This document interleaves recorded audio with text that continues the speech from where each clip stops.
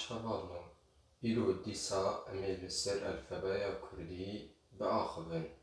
Eger em bipirsin elfebeya çi ye, elfebe bingeha xwandin û nivîsandinê ye.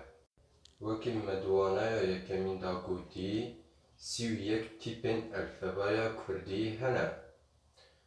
Ji we sî û yek tîpan, bîst û sê tîp dengdar in û heşt tîp dengdêr in. Ka werin em li gel hevdû binêrin kîjan tîp dengdar in û kîjan ji wan dengdêr in. Tîpên dengdar: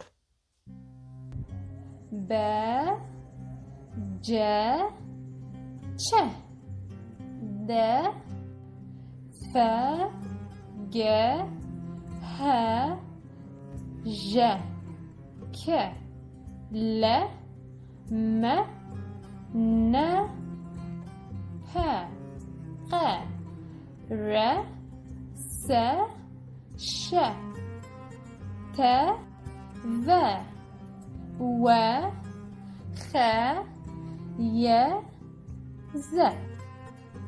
Tîpên dengdêr: A E I I I O Ö U.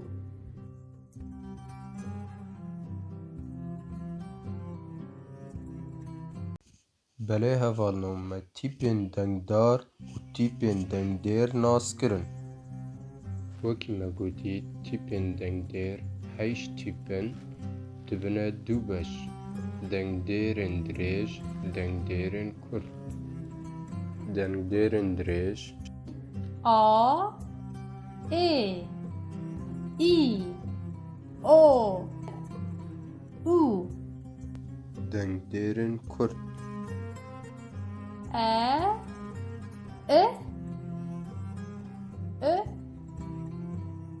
Herwiha di elfebeya Kurdî de pevdengek heye. Ew pevdeng ji xe û we pêk tê û wekî xwe tê xwandin an tê bilêvkirin.